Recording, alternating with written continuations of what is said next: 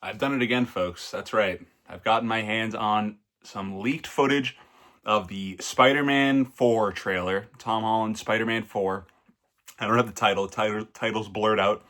But in my hands, I have my laptop, which holds the footage. 2 clips.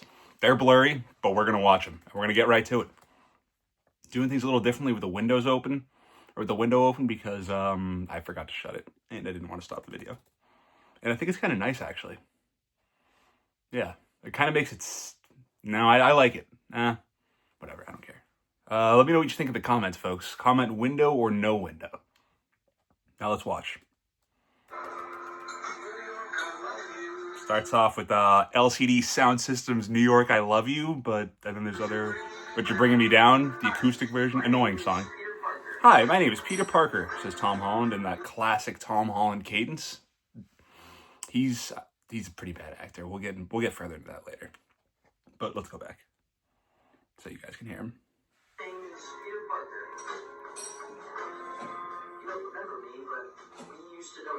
So he's rehearsing to say something to MJ at the coffee shop she works at from the end of No Way Home, where we left off, because of course the world has forgotten that I was going to say that Tom Holland is Peter Parker, but that Peter Parker is Spider-Man.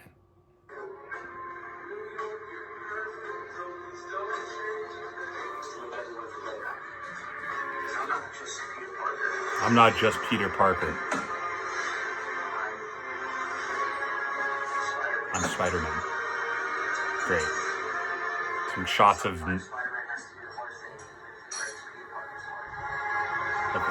Let me say that. Let me go back. I was about to say, there's some shots of No Way Home there, which is one of the ugliest movies ever. The second the other 2 Spider-Men are introduced, it just looks like piss. There's no other way to put it. I'm going to hold this up so I can hear what he says here.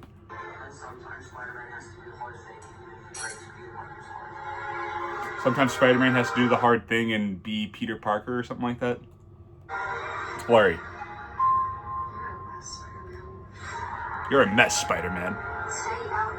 Stay out of my way. And then it's a shot of someone from behind going like this, like raising their arms, and it's Sadie Sink's voice, the redhead from Stranger Things. What's your name? I watched that season. I stopped watching it because it was pretty terrible. Like at the end of it, though. So I watched the whole season. I forget her name. It's Sadie Sink from Stranger Things.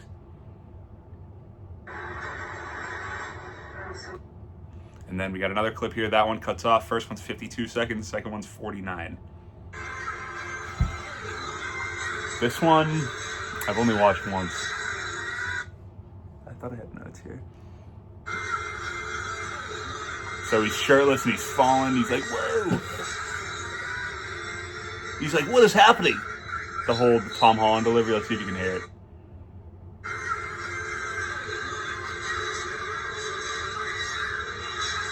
What is happening? I feel like we've been doing that for like 3 movies already. Whatever.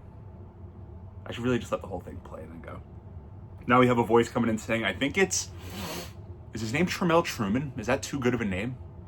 The guy from Mission Impossible Final Reckoning, the submarine captain, and then the guy, he's in the show with the brother, with Will Ferrell's brother from Step Brothers, the Apple show that all those people are into.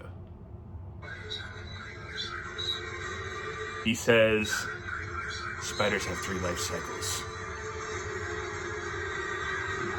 Hold it up so you can hear it. And between these cycles, he leaves the spider vulnerable to threats. Spiders can make it through. And then here's where it gets interesting. Let me know if you can hear him. What does he say here? Who's he asking for help?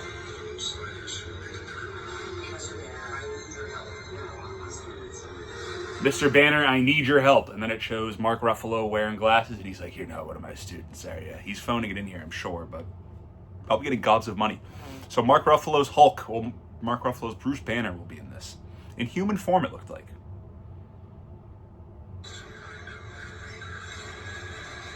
And then the Spider-Man, the shots of him flying through New York City. There's a lot of lasers, gunshots, him on a tank. Explosions.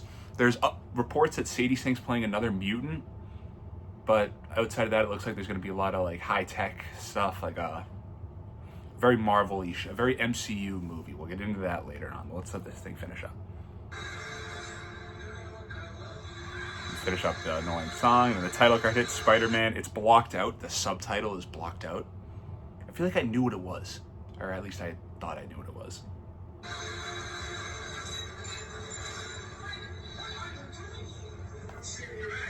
He goes, "What are you doing here?"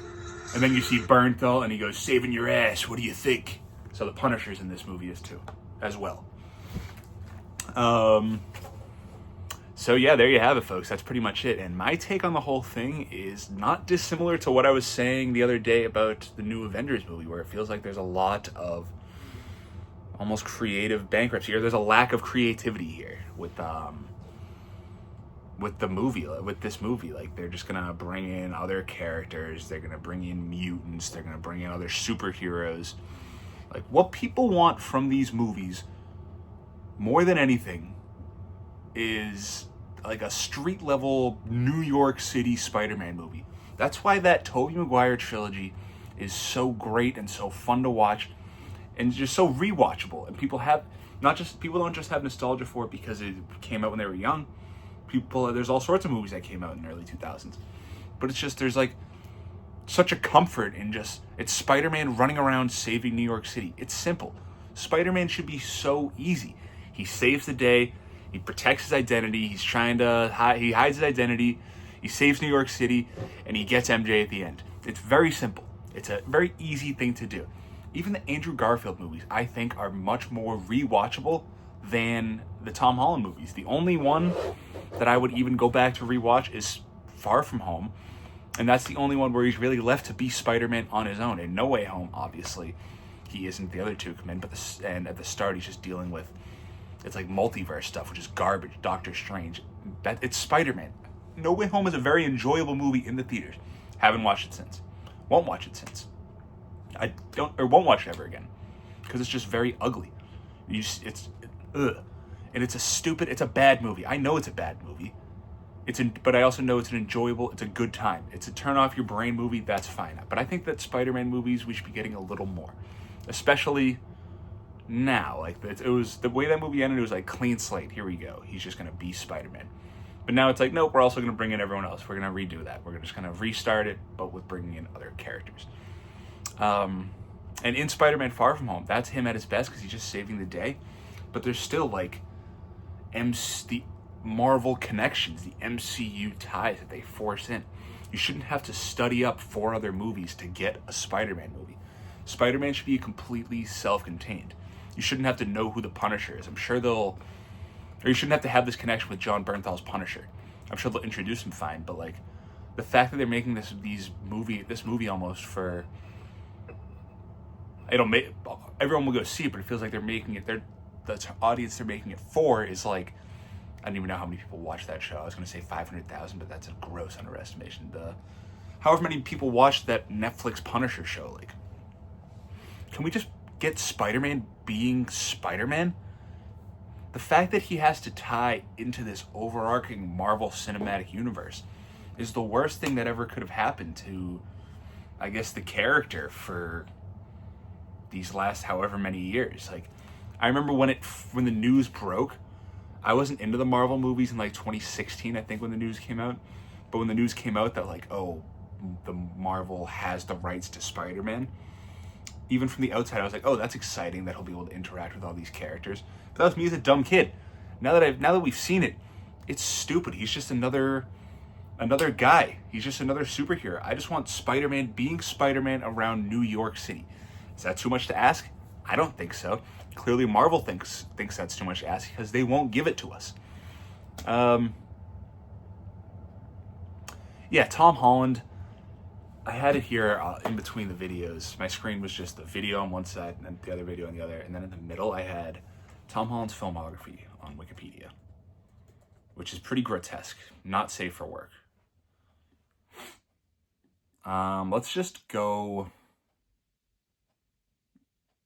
Let's not go the whole way.